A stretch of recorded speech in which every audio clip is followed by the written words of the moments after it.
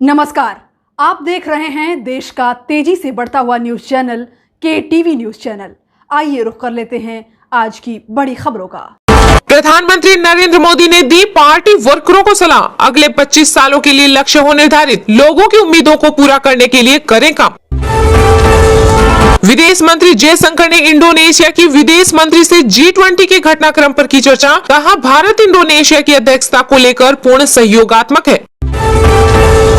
भाजपा के राष्ट्रीय अध्यक्ष JP नड्डा ने दिया बड़ा बयान, कहा मोदी सरकार की जन कल्याणकारी योजनाओं को अंतिम छोर तक पहुंचाना हमारी प्राथमिकता।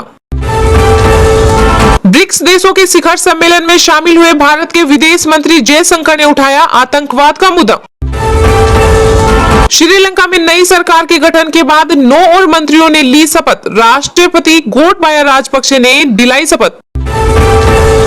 लोकसभा अध्यक्ष ओम बिरला ने यूपी में किया ई-विधान प्रणाली का उद्घाटन, CM योगी ने कहा अब सदन में मोटा बैग लाने की जरूरत नहीं पड़ेगी।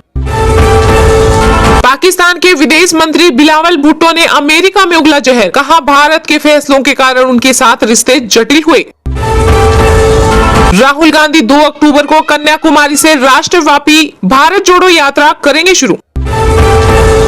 केंद्र सरकार को रिजर्व बैंक से डिविडेंड के रूप में मिलेंगे 30,307 करोड़ रुपए, RBI बोर्ड ने दी मंजूरी। दिल्ली एम्स में 300 रुपए तक की जांच अब होगी बिल्कुल फ्री, नहीं देना होगा कोई पैसा, जाने पूरी डिटेल। कांग्रेस नेता राहुल गांधी ने कार्यकर्ताओं से किया आग्रह, कहा असम में बाढ़ से प्रभावित लोगों की करें मदद। रोड रेज केस में पंजाब कांग्रेस के पूर्व अध्यक्ष नवजोत सिंह सिद्धू ने पटियाला कोर्ट में किया सरेंडर। फ्रंट रनिंग वाली धोखाधड़ी पर बारीकी से नजर रख रहा सेबी, फंड हाउसेज और ब्रोकरेज फर्मों पर कसेगी नकेल। पंजाब कांग्रेस अध्यक्ष अमरिंदर सिंह राजा वंडिंग ने सुनील जाखड़ पर साधा निशाना, कहा पहले से भाजपा के लिए काम कर रहे थे जाखड़, पार्टी को पहुंचा रहे थे नुकसान।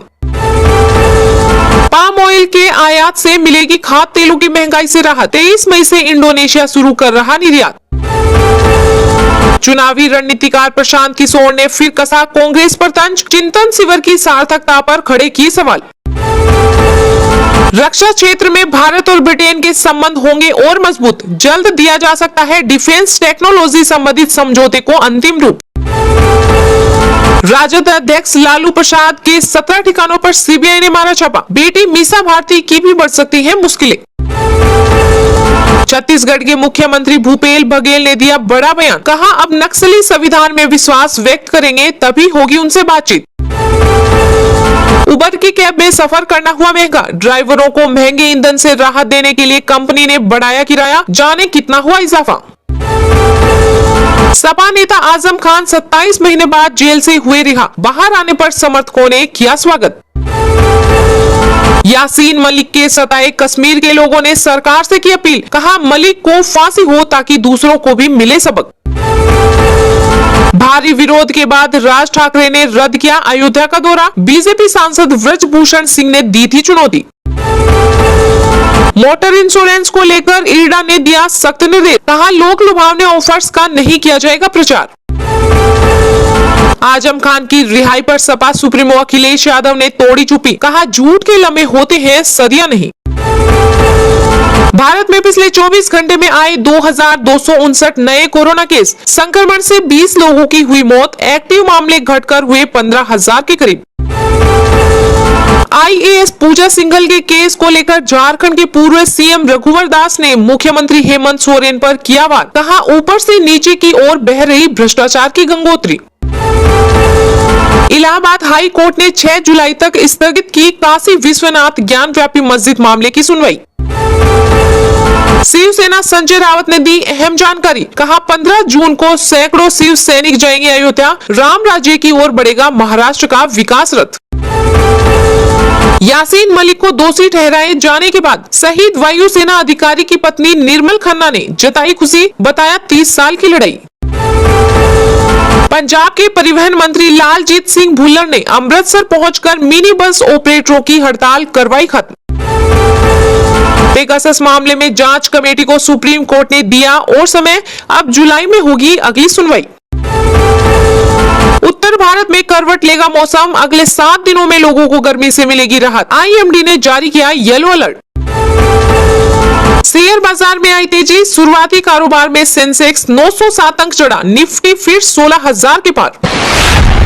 प्रधानमंत्री नरेंद्र मोदी ने दी पार्टी वर्करों को सलाह, अगले 25 सालों के लिए लक्ष्य हो निर्धारित, लोगों की उम्मीदों को पूरा करने के लिए करें काम। राजस्थान की राजधानी जयपुर में भारतीय जनता पार्टी के राष्ट्रीय पदाधिकारियों की 3 दिवसीय बैठक चल रही है। बैठक के दूसरे दिन पीएम मोदी ने पार्टी नेताओं को वर्चुअली संबोधित किया। पीएम मोदी ने कहा कि दुनिया की उम्मीद भरी नजरें भारत पर टिकी है और भारत की जनता का भरोसा भाजपा पर। पीएम ने पार्टी कार्यकर्ताओं को अगले 25 सालों के लिए लक्ष्य निर्धारित करने की सलाह दी, साथ ही जनता की उम्मीदों को पूरा करने के लिए लगातार काम करने पर जोर दिया, जो पार्टी को उम्मीद व भरोसे की नजर से देख रहे हैं। प्रधानमंत्री नरेंद्र मोदी ने अपने संबोधन में कहा कि एक समय था जब लोगों का सरकार पर से भरोसा उठ गया था और न ही सरकार उस वक्त जवाबदेह थी। उन्होंने कहा, आजादी के बाद से ही वंशवाद और परिवारवाद ने देश का कितना भयंकर नुकसान किया है। परिवारवाद पार्टियों ने देश में भ्रष्टाचार को, धांधली को, भाई भतीजेवाद को और इसी को आधार बनाकर देश का बहुत मूल्यवान समय बर्बाद किया है। पीएम मोदी ने कहा कि 2014 में लोगों ने नया इतिहास लिखने का फैसला किया है।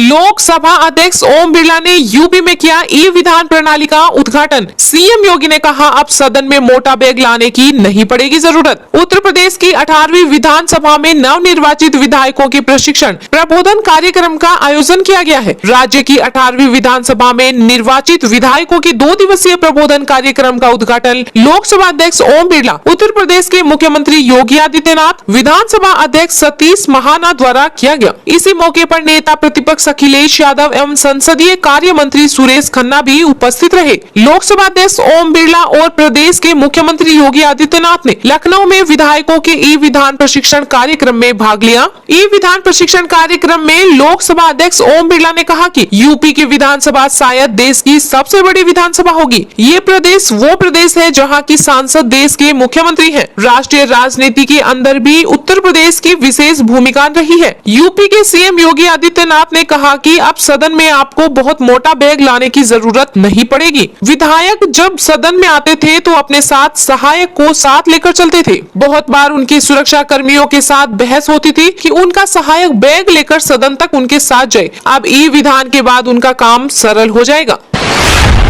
पाम ऑयल के आयात से मिलेगी खाद्य तेलों की महंगाई से राहत। 23 मई को इंडोनेशिया शुरू कर रहा है निर्यात। खुदरा महंगाई में अगले माह से थोड़ी राहत मिल सकती है। इसकी मुख्य वजह है कि इंडोनेशिया 23 मई से फिर से पाम ऑयल का निर्यात शुरू करने जा रहा है। 28 अप्रैल से इंडोनेशिया ने पाम ऑयल के निर्यात पर रोक लगा रखी है।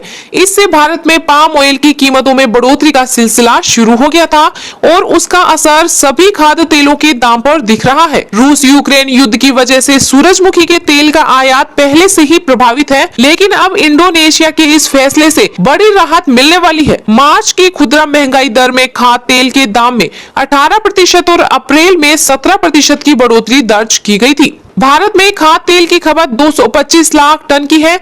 इसमें 80 लाख टन पाम ऑयल शामिल है। भारत सालाना 40 लाख टन आयात इंडोनेशिया से करता है। इंडोनेशिया 62% की हिस्सेदारी के साथ विश्व का सबसे बड़ा पाम ऑयल उत्पादक देश है। इंडोनेशिया के पाम ऑयल का आयात फिर से शुरू होने से खाद्य तेल के साथ साबुन, शैम्पू, बिस्कुट, टूथपेस्ट जैसी FMCG सेक्टर की वस्तुओं की कीमतों में भी राहत मिल सकती है। इन सभी के उत्पादन में पाम ऑयल का इस्तेमाल होता है। उबर की कैब में सफर करना हुआ महंगा। ड्राइवरों को महंगे ईंधन से राहत देने के लिए कंपनी ने बढ़ाया किराया। जाने कितना हुआ इजाफा। ऐप के जरिए कैब सेवाएं मुहैया कराने वाली कंपनी उबर इंडिया ने भारत के कई शहरों में किराया बढ़ा दिया है। कंपनी ने कहा कि उन्होंने अपने पार्टनर ड्राइवरों को ईंधन की बढ़ती कीमतों के बुरे प्रभाव से बचाने के लिए ये फैसला लिया गया है। उबर ने कहा कि कंपनी हमेशा अपने ड्राइवरों के लिए एक व्यवहारिक और आकर्षक विकल्प देने की कोशिश करती है और ये किराए में हालिया बढ़ोतरी से उनकी आय बढ़ेगी। देश में लगभग सभी शहरों में पेट्रोल डीजल के दाम 100 रुपए प्रति लीटर के पार हो गए हैं। वहीं CNG के दाम भी आसमान छू रहे हैं। इसके साथ ही उबर ने कहा कि ईंधन की कीमतों में बढ़ोतरी ने हर किसी को प्रभावित किया है, खास तौर पर सवारी ले जाने वाले ड्राइवरों को। उन्होंने बढ़ती ईंधन लागत की तकलीफ को महसूस किया है। उबर ने कहा कि अब ड्राइवरों को राइड स्वीकार करने से पहले गंतव्य स्थान दिखाई देगा। इससे उन्हें फैसला लेने में आसानी होगी। यह सुविधा 20 शहरों में है, जिसे जल्द सभी शहरों तक बढ़ा